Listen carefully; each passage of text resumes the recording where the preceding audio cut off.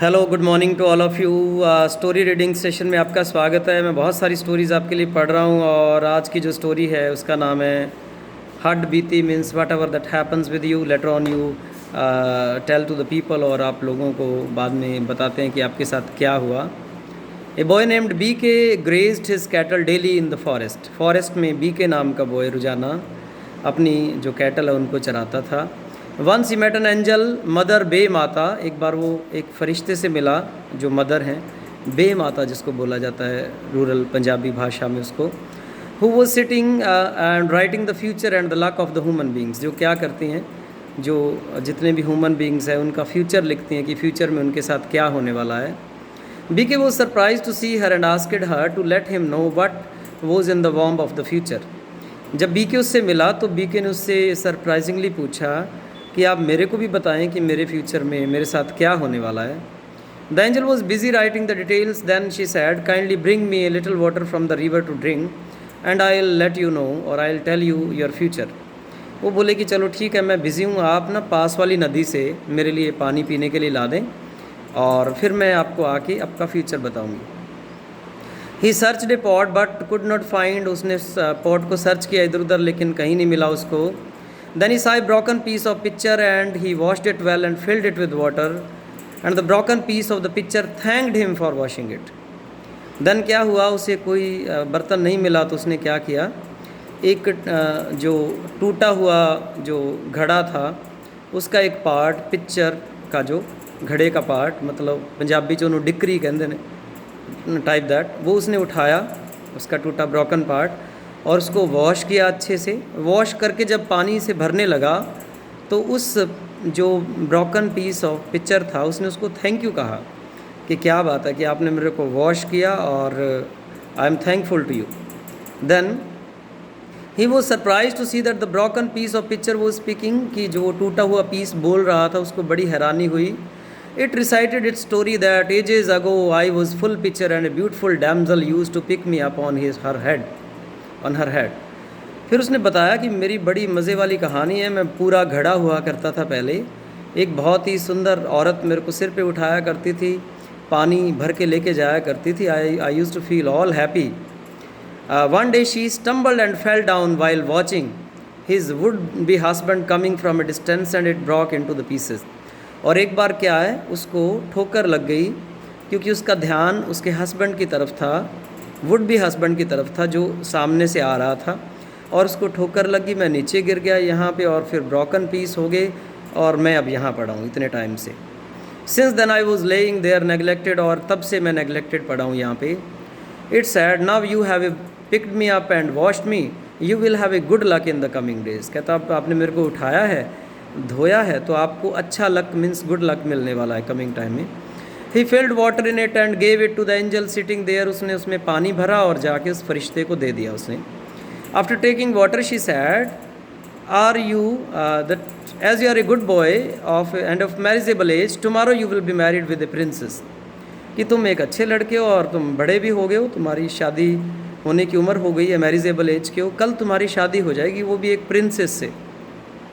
The angel disappeared by saying so, और angel disappear होगी इतना कह के। He went home in the evening and told the entire story to his mother, but the mother said, "My son, you should not believe in dreams."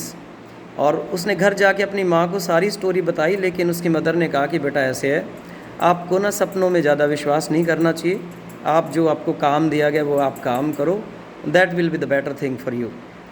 Then chiding him she ordered him to sleep as he was tired, और उसको child भी किया और उसको कहा कि तुम थक गए हो, सो जाओ अभी। Next day he again reach there and started grazing the cattle. अगले दिन वो वहाँ पहुँचा और उसने अपनी कैटल को चराना शुरू किया। In the noon time when he was taking rest he saw a little dragon came flying and sat on his hand. और दोपहर में एक छोटा सा ड्रैगन उसके पास आया और वो आके उसका जो हैंड था उस पर आके बैठ गया। He was happy watching it, but he saw that it started growing bigger and then spoke, "Come, you are being waited at the king's palace." और उसने उसकी तरफ देखा, मुस्कुराया, लेकिन वो क्या हुआ, बाद में वो बहुत बड़ा होता गया और फिर वो बोला कि आप जल्दी से मेरे ऊपर बैठो, राजा के दरबार में आपका इंतज़ार किया जा रहा है। He was surprised again and whatever was said by an angel was going to be true. वो सरप्राइज हुआ और उसको फिर लगा कि जो उस एंजल मदर ने कहा था उसको लगा कि शायद वो सही होने वाला है। ही rode on the back of the dragon and was dropped before the king, who was arguing with his daughter, whose so-called lover had deserted her on the day of marriage and stolen even her precious ornaments। और जाके उसने उसको राजा के सामने लाके खड़ा कर दिया। राजा अपनी बेटी के साथ लड़ रहा था। वजह क्या थी कि जिससे राजा की बेटी की शादी होनी थी वो भाग गया था। उसने राजा की बेटी का जो प्रीशियस डायमंड था वो भी चुरा लिया था और उसको बहुत गुस्सा आ रहा था अपनी बेटी पे। The king and his daughter saw the boy and selected him at once for the marriage as the people who had gathered there were spreading wild rumours about the marriage of the princess. और जैसे ही वो Prince यानी वो लड़का मैं कहूँगा उसके सामने आया तो उन्होंने तुरंत देखा कि that was a good looking handsome as well. तो उन्होंने तुरंत उसको सेलेक्ट कर लिया मैरिज के लिए। उसके फादर ने भी और डॉटर ने भी हाँ भर दी, क्योंकि लोग भी बड़े वाइल्ड रमर्स फैला रहे थे उनके बारे में।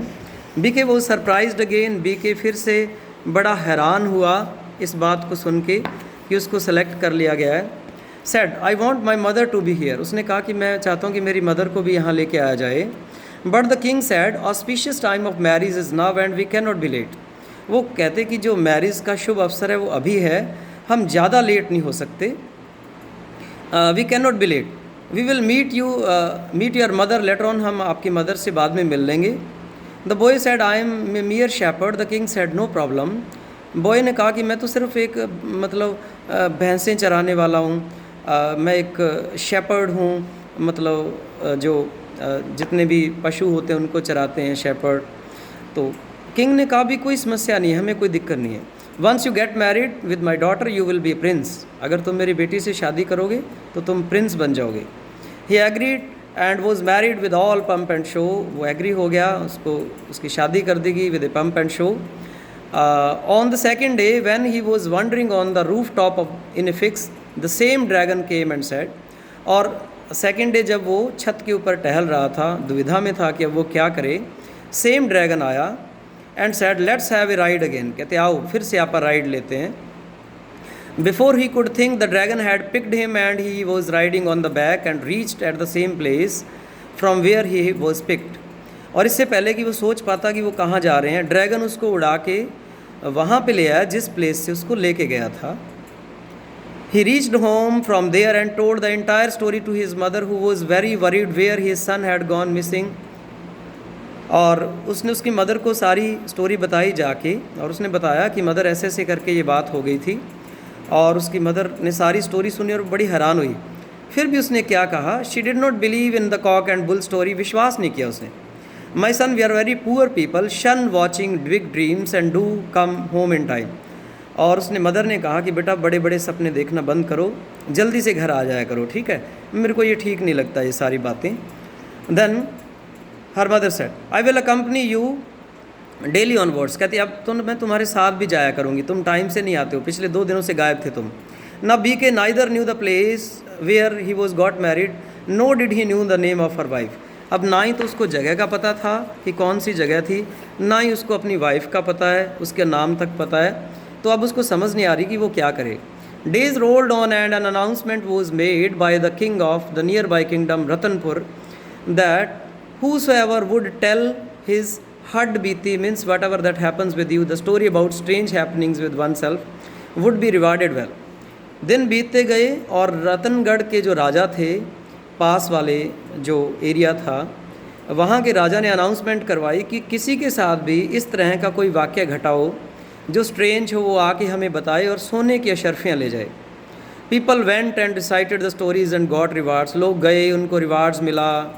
B K also thought of going there. B K ने भी सोचा भी मैं भी जाऊँ। First of all he was afraid but later on he went and decided his story.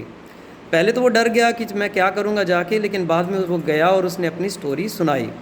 The king and the princess at once recognised him and asked him why he had run away from that palace.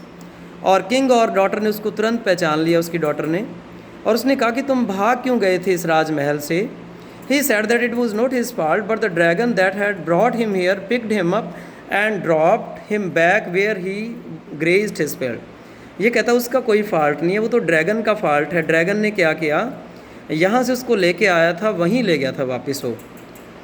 The king made him Prince and give him a part of his kingdom and became free from the burden of marriage of his daughter. फिर राजा ने उसे Prince बनाया, उसे अपना राज्य का भाग दिया और उसको जो अपनी डॉटर की मैरिज का जो बर्डन था उससे भी वो मुक्त हुआ। व्हेन बी के came home with Kings man, जब बी के राजा के व्यक्तियों के साथ घर आया, सोल्जर्स के साथ, his mother was afraid that her son had done something wrong, but later on when she came to know the truth she felt herself on the cloud 9। पहले तो उसने सोचा कि राजा के लोग अगर आए हैं तो मेरे बेटे ने कुछ गलत किया होगा, लेकिन जब उसको पता लगा कि ये बात है, वो बहुत खुश हुई, बहुत ज़्यादा खुश हुई। This is how simple boy got married and became a Prince. तो ये स्टोरी थी कि कैसे एक सिंपल बॉय जिसका लक, जो मदर बे माता ने, एंजल ने बताया था, कैसे उसका लक शाइन हुआ एंड उसके दिन अच्छे आ गए। So this was the story. और मैंने बहुत सारी स्टोरीज़ पहले भी डाल रखी हैं, आप इसको भी पूरी सुनिए। और चैनल अगर आपने सब्सक्राइब नहीं किया तो सब्सक्राइब करिए। कमेंट बॉक्स में बताइए कि how you are enjoying the things. Thank you, so nice of you, God bless you all.